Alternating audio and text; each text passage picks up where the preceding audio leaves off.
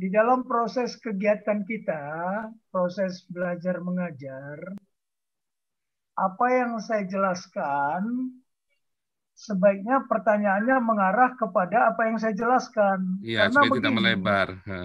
jadi di dalam teori proses belajar mengajar ya, kalau yang sudah punya standar, kalau pertanyaannya ada kaitan dengan apa yang saya jelaskan, maka saya akan jawab.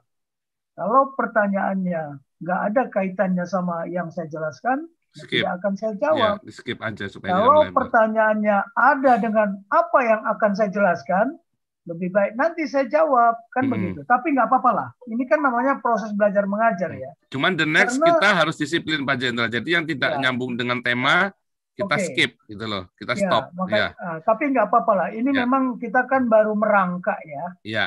Oke. Namanya baru merangkak, ya nanti kita apakan lah.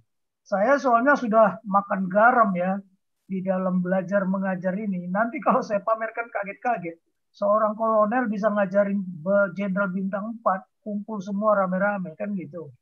Bahkan sudah Sekarang wayang multinasional. sudah Tetapi jatuh cinta begini, loh Pak. Pak Tobing, apanya? Wayang sudah jatuh cinta sama channel ini. Ya, jatuh cinta Ya. sama Pancasila lebih penting lah. Lanjut, ya. Baik, jadi begini. Kalau Pak Nugroho, saya komentar ya. Pak Nugroho bicara ketahanan nasional itu di paradigma ke-9. Kita bicara ketahanan ideologi, ketahanan politik, ketahanan ekonomi, ketahanan sosial budaya, ya, ketahanan pertahanan dan keamanan itu nanti ada di sana. Jadi ketahanan pangan, ketahanan energi itu nanti kita kupas sendirilah. Ada waktunya. Itu kalau Pak Nugroho ya. Cuman saya sampaikan aja lah kepada Pak Nugroho. Kita bisa boleh bahwa memang dunia sudah menginformasikan kepada seluruh dunia ya secara global bahwa dalam tahun berapa 5 tahun atau 10 tahun mendatang bahwa dunia ini akan menghadapi krisis sandang, krisis pangan dan krisis energi termasuk air. Nah, sekarang dengan informasi itu apa keputusan yang kita ambil? Karena kita akan menghadapi itu gitu loh. Nah, sekarang contoh lah ya, contoh. Sebenarnya tadinya hari ini saya harusnya ke batalion untuk memberitahukan Danyon sama anak buahnya yang ada 600 orang. Coba saja ya, kalau satu orang punya 5 karung Pak Paul, dikasih tanah, dicari tanah yang mempunyai topsoil, kemudian di masing-masing tanah itu dimasukkan, dibolong-bolongi, dikasih bibit ubi saja, ubi apa namanya, ubi rambat. Itu banyak sekali yang bisa dihasilkan berapa kilo dalam waktu 3 bulan. Nah, kita kan nggak bisa bilang hanya ngomong, tapi kita harus praktek. Nanti kapan ya? Saya sebenarnya sama Pak Santi Amer Silalahi mau ke batalion karena kesibukan ini ya. Jadi saya agak tertunda ke sananya. Sudah saya beritahu Danyon. Dan pupuk organik. Tahu nggak Pak Nugroho bahwa kencingnya sapi, kencingnya kerbau, kencingnya kambing, kencingnya kelinci itu bisa jadi pupuk? Nah, saya juga kaget. Teman-teman saya dari Korea, dia mencari sabuk kelapa. Sabuk kelapa yang dibuang-buang. Dikumpulin sama dia. Nantilah besok. Karena tadinya kita belum sampai bicara ketahanan pangan ya. Nanti ketahanan pangan nasional itu akan saya sampaikan di sini. Kita lihat bagaimana konsepnya Menteri Pertanian.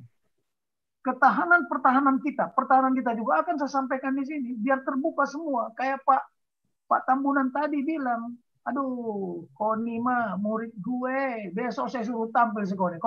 Bu Koni, tampil. Bisa saya tampil. Ya. Ini masalah alutsista, itu kalau dibongkar, saya nggak tahu lagi siapa yang akan meledak nanti di sini. Ya, saya kasih tahu lah, masalah alutsista itu nanti akan saya sampaikan lah.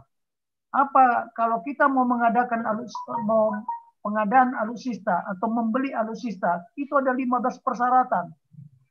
Saya nggak tahu tuh siapa Pak Rudi Kamri. Itu apakah dibicarakan sama para jenderal itu? Nanti kita bandingkan. Saya soalnya belajar dan praktek ya. Saya apa namanya, perwira pertama yang menembakkan peluru kendali Inggris di Hebrides. Waktu kita membeli peluru kendali Rapier, setahun saya sekolah. Jadi saya dalam ini buatan Inggris ini hebat apa enggak? Ternyata enggak hebat kan? Katanya 25 tahun, ternyata 5 tahun pun sudah nggak bisa digunakan. Jadi yang begini-begini, tapi ketika saya buat tulisan, malah saya diproses kan, diinterogasi.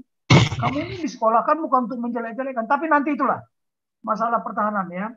Tapi yang mau saya sampaikan, nah tadi Pak Gajah Mada, masalah Laut Cina Selatan, kapan kita mau bicara Laut Cina Selatan?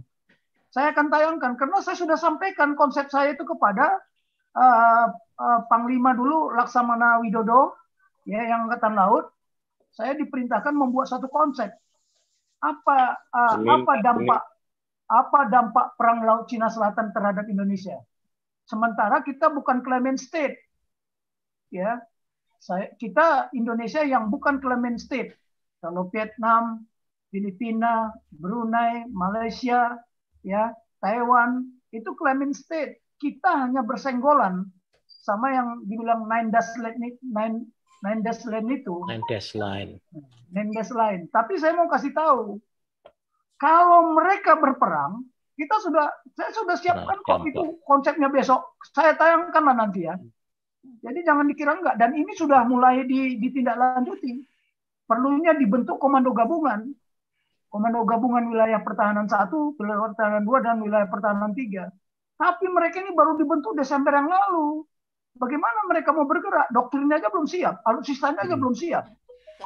Tetapi saya mau sampaikan di sini, ya, untuk sepengetahuan kita bersama lah. Nanti saya paparkan Pak Paul kapan sudah lengkap di sini. Tapi kan tadi kita tidak mau bicara Laut Cina Selatan. Nah, kalau Amerika sama China, mereka sekarang berkompetisi. Satu, ingin supaya American great leadership in the global world. Itu visinya Amerika dengan demokrasinya. Negara yang tidak demokrasi dibabat habis. Ya, negara yang tidak mendukung HAM dibabat habis. Nah, sementara Cina lain lagi konsepnya, visinya lain. Bagaimana Cina sejagat? Lihat itu One Belt One Road, One Silk Road. Nah, ini terjadi great power competition. Siapa yang menang, siapa yang kalah, kita nggak tahu. Kita belum menjamin. Tetapi kalau kedua negara itu bertempur, ya Amerika itu bukan claimant state, tapi dia negara ekstra kawasan yang menuntut haknya berdaulat untuk lewat di Laut Cina Selatan. Ya, sementara Cina merasa dia punya kedaulatan, satu hak berdaulat supaya bisa lewat di situ, lewat di Laut Cina Selatan. Kenapa? Masalah perdagangan apa segala macam lewat Laut Cina Selatan. Tapi dia negara the great competition. Kedua negara ini kita jadi apanya? Kita menerima spillover, limbah konflik mereka. Pertama apa? Imigrasi. Kalau terjadi perang di sana, maka berduyun-duyunlah pengungsi.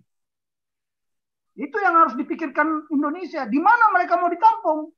Itu baru limbah manusianya. Belum lagi limbah apa? Limbah perang teknologinya. Nuklirnya.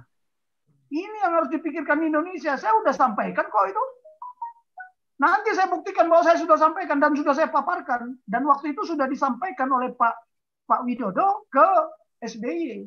Cuman ya ternyata tidak lama pergantianlah pemerintahan. Sehingga komando gabungan yang harus sudah dibentuk berapa tahun lalu di pemerintahan SBY ternyata baru dibentuk kemarin ketika pergantian pimpinan. Itu pun periode kedua karena nggak ada yang ngutak-ngutik. Jadi yang kita tampung nanti kalau mereka konflik, kita menampung limbah perangnya mereka. Limbah perang bisa manusia, bisa macam-macam. Bayangkan kalau rudalnya mereka berterbangan, jatuhnya di Indonesia. Kita nggak bertempur sama Amerika, kita tidak bertempur dengan Cina. Karena kita katanya bebas aktif. Ya.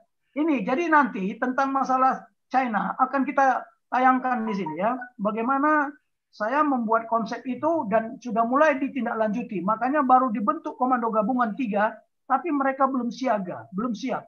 Seperti komando gabungan yang ada di Guam. dan komando gabungan yang ada di Darwin. Mereka udah siap. Nah, kita belum. Dan mereka ada komando gabungan juga yang ada di kapalnya, di permukaan laut, yang mereka kapal induknya selalu siaga. Belum ada yang di Korea, belum ada yang di Okinawa. Nah, kita, jujur aja, kita ini nanti akan menerima limbahnya. Maka yang perlu diperbanyak apa coba? Kalau mereka mengungsi berjuta-juta, begitu ada pernyataan perang, karena perang itu harus dinyatakan loh ya. Tidak sembarangan langsung Amerika serang, Cina serang, nggak bisa. Harus dinyatakan perang dulu. Nah, 1 bulan ketika ada pernyataan perang, itu pasti berduyun-duyun. Karena mereka takut mati kan.